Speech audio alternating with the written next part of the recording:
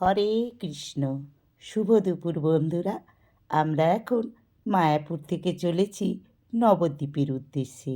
মায়াপুর দর্শনে আসব আর নবদ্বীপ ধাম দর্শন করব না, তা তো কখনো হয় না।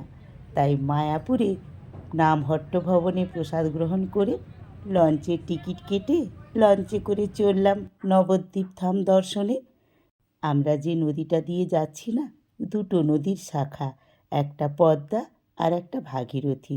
তো দুটো জল না একেবারেই মিশছে না। তো দেখো তোমরা।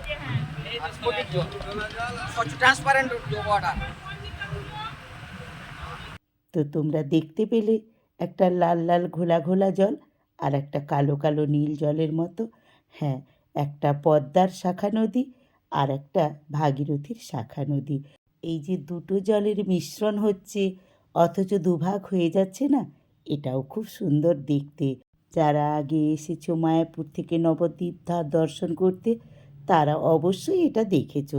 তো চলো, নবদ্বীপে পৌঁছেই নবদ্বীপের মিষ্টি দই খেয়ে নিলাম। তারপরে চললাম নবদ্বীপ ধাম দর্শন করার জন্যে। প্রথমেই আমরা দেখে নিয়েছিলাম রানী রাসমণির ঘাট, আর তার সাথে দেখেছিলাম রানী রাসমণির কাচারি বাড়ি। তারপরে এসে হাজির হয়েছিলাম মহাপ্রভুর নরহরি ধামে।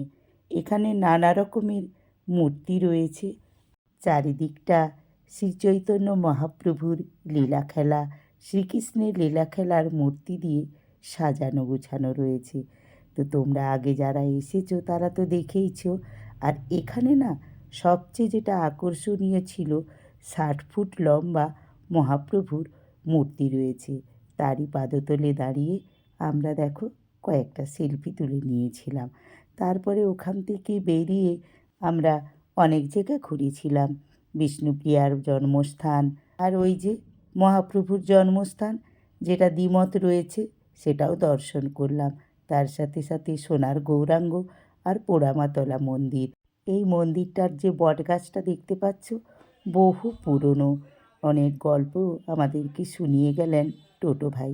আমরা গাছটার চারিদিকটা প্রদক্ষিণ করেছিলাম।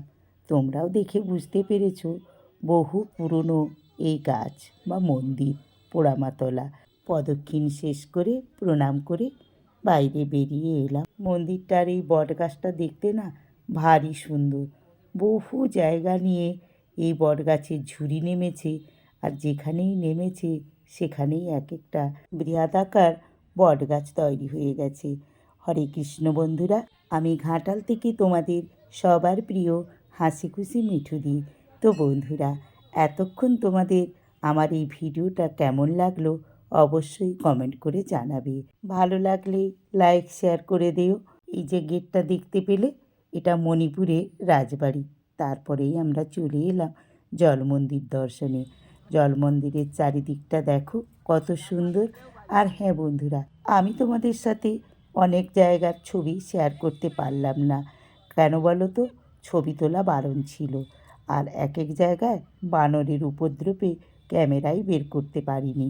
তো যাই হোক, যেসব নতুন বন্ধুরা আমার চ্যানেলটা প্রথম দেখছো এই ভিডিওর মাধ্যমে, তাদের কাছে আমার একটাই অনুরোধ, আমার চ্যানেলটিকে সাবস্ক্রাইব করে দিয়ে আমার পাশে থেকো বন্ধু হয়ে। তো বন্ধুরা, জল মন্দির দেখা হলো তো। এবারে দেখো আমাদের কি অবস্থা, কত ক্লান্ত লাগছে, সারা দিনটা ঘুরছি। এই যে জল মন্দিরের কাছে রাজহাঁস আর হরিণ রয়েছে, তোমরা গেলে অবশ্যই এগুলো দেখে এসো। তারপরে নিয়ে এলো আমাদের একটা শিব মন্দিরে। শিব দর্শন করে এই যে দেখো দিনমণি তার বাড়ির উদ্দেশ্যে রওনা হয়েছে। আমরাও চললাম মায়াপুরের উদ্দেশ্যে। এই যে দেখো ফেরিঘাট কেমন লাইট দিয়ে দিয়েছে। হ্যাঁ, অনেকটাই সন্ধে হয়ে গেছে। আর একটা কথা বন্ধুরা, আমরা টোটো থেকে নেমে না নবদ্বীপের মিষ্টিও একটু খেয়ে দেখেছিলাম। চলো বন্ধুরা, সবাই মিলে একবার বলি, হরে কৃষ্ণ কৃষ্ণ কৃষ্ণ হরে হরে, হরে রাম রাম রাম হরে হরে। সব বন্ধুদেরকে ধন্যবাদ। আজকের ভিডিওটা এই পর্যন্ত।